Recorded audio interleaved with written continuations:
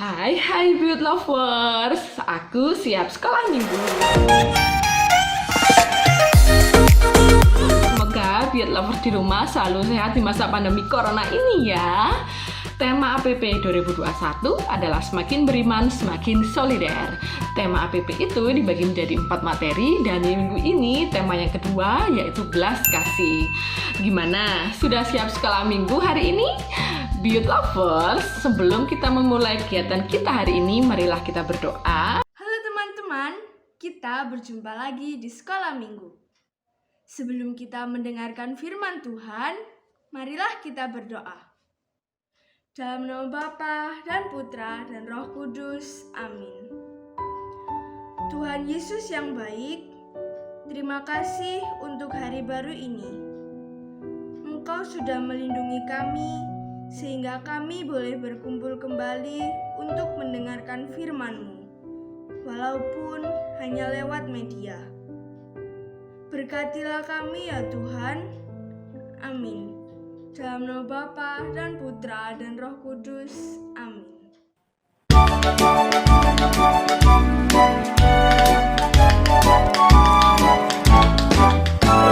Burung pipit yang kecil dikasihi Tuhan, terlebih diriku dikasihi Tuhan. Bunga bakung di padang diberi keindahan, terlebih diriku dikasihi Tuhan.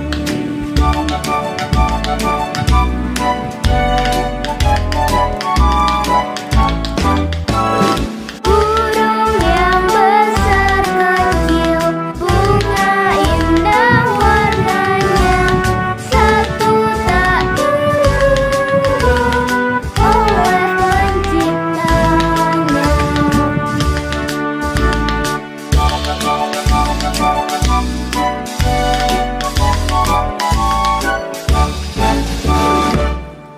Halo anak-anak sekolah minggu yang terkasih, pada kesempatan ini kita bertemu lagi untuk mendalami yaitu tema APP. Ayo, tahu enggak APP? APP adalah aksi puasa pembangunan. Pada tahun ini APP kita bertemakan tema besar adalah yaitu semakin beriman, semakin solider. Apa anak-anak? Semakin beriman, semakin solider. Nah, pada tema besar ini nanti akan dijabarkan menjadi beberapa tema. Ayo, masih ingat tema yang pertama minggu lalu dibawakan oleh Bu Niken apa? Yaitu pertobatan. Dengan tokohnya siapa? Yang naik manjat pohon ara? Tokohnya yaitu Sakeus. Nah, hari ini kita akan mendalami tema yaitu belas kasih. Berbelas kasih. Untuk itu, mari kita siapkan dari Injil Matius bab 9 ya.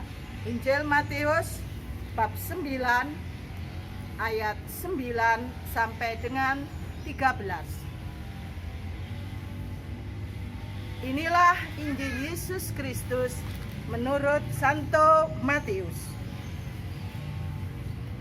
Dimuliakanlah Tuhan.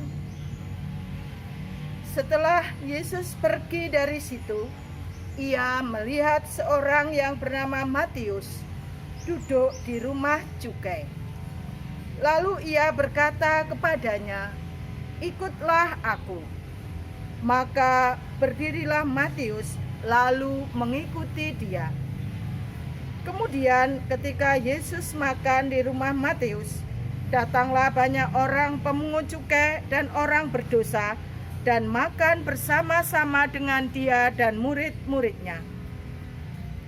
Pada waktu orang Farisi melihat hal itu, berkatalah mereka kepada murid-murid Yesus, "Mengapa gurumu makan bersama-sama dengan pemungut cukai dan orang berdosa?"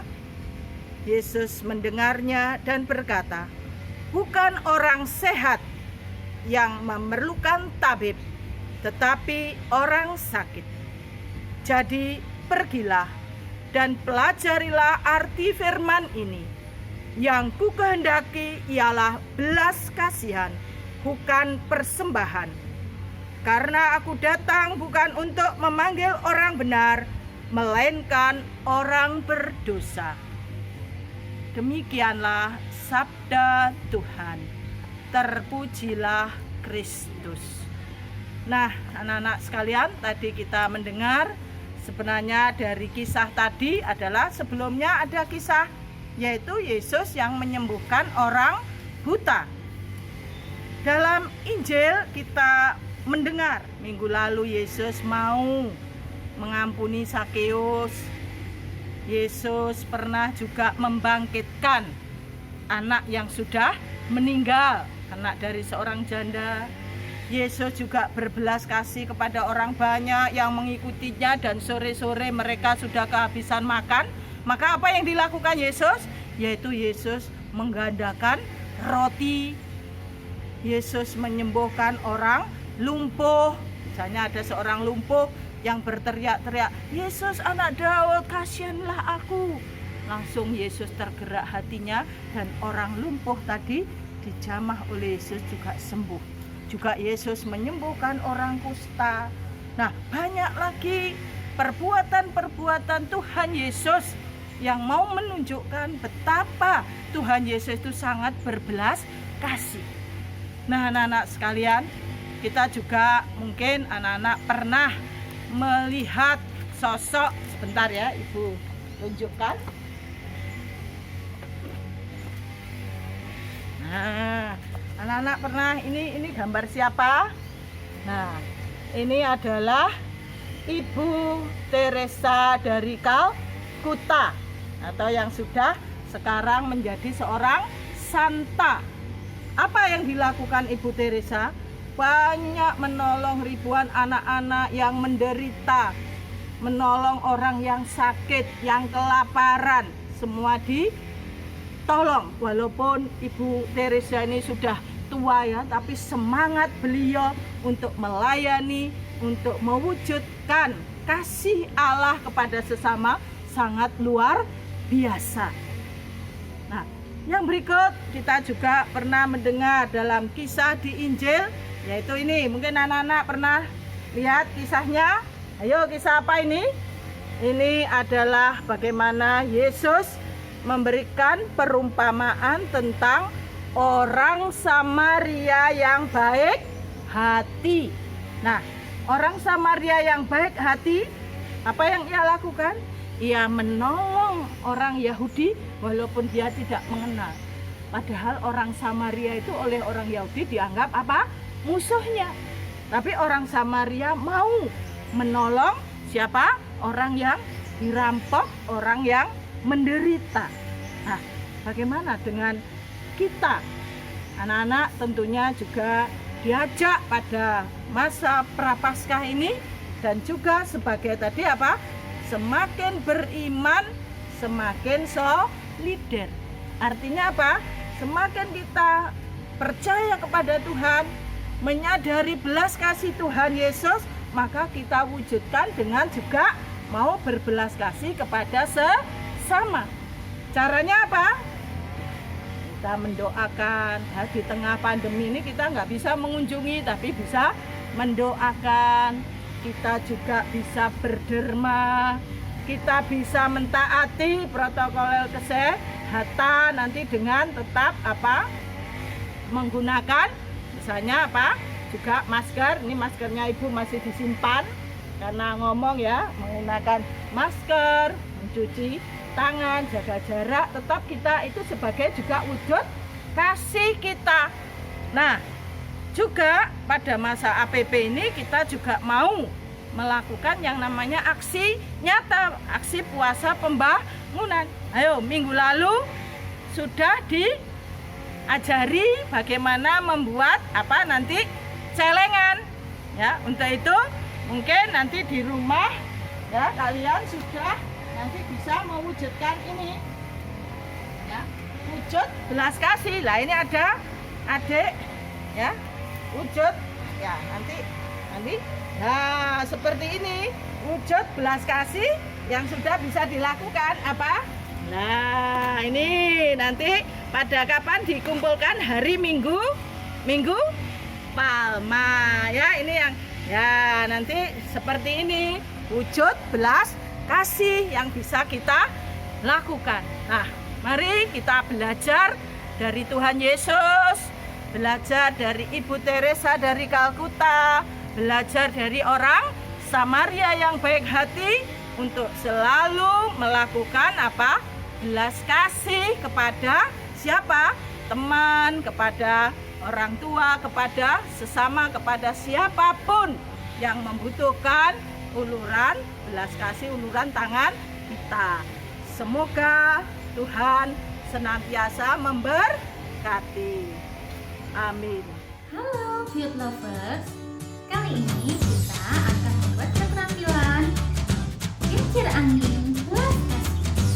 Beauty Lovers, kita simak ya alat dan bahan dan cara membuatnya. Yuk, dan bahan yang kita butuhkan adalah yang pertama, kertas lipat berbagai warna, lem, tusuk sate atau supit bambu, gunting, dan yang terakhir adalah pinset atau pines. Sekarang kita perhatikan cara membuatnya. Oke, yang pertama kita ambil salah satu warna dari kertas lipat ya. Terus kita lipat menjadi dua bagian seperti ini. Menjadi dua bagian seperti ini ya. Terus kita buka kembali, kita lipat di bagian yang lainnya supaya kita mendapatkan 4 bagian nanti.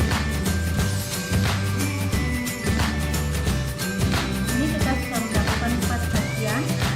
Setelah itu kita bersihkan dulu. Kita mengambil lagi kertas lipat dengan warna yang lain. Kita lipat dengan cara yang sama.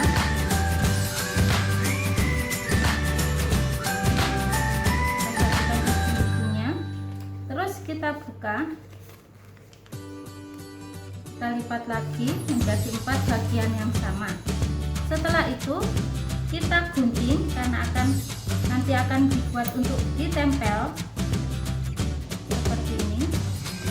Kita gunting, diambil satu bagian saja.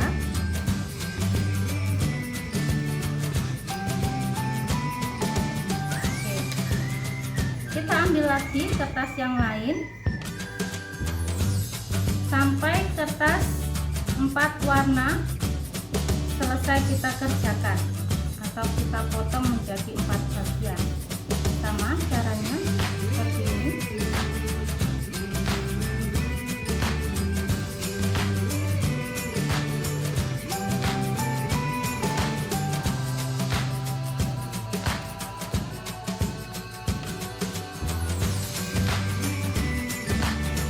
Ini adalah hasil dari 4 potongan kertas yang tadi.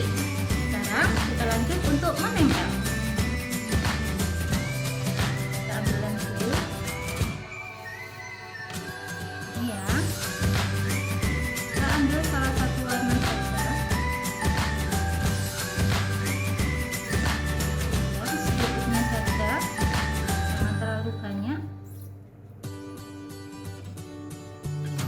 Kita tempel yang rapi sesuai dengan lipatannya. Seperti ini.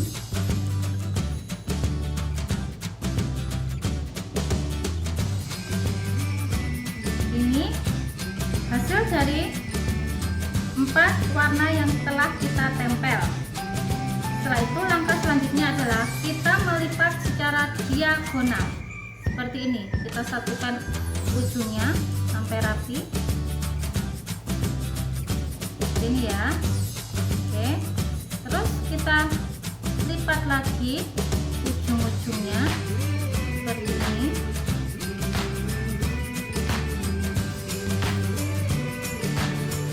Ya.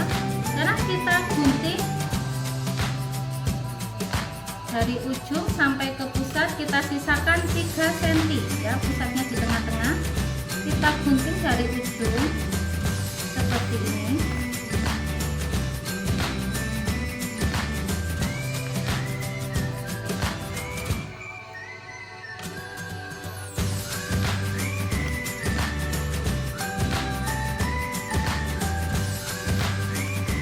Oke.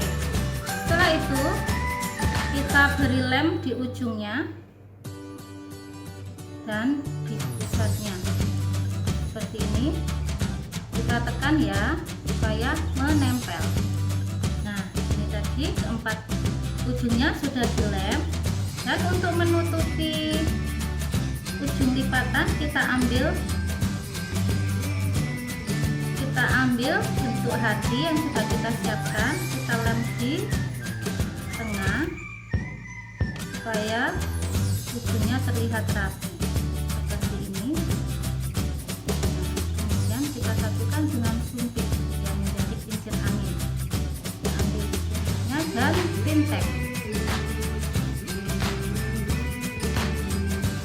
Untuk menusukkan pintek, kalian bisa minta bantuan kepada orang tua karena ini benda tajam ya. Ini sudah menembus seperti ini. Baru kalian tancapkan di tusuk sate atau di suntiknya.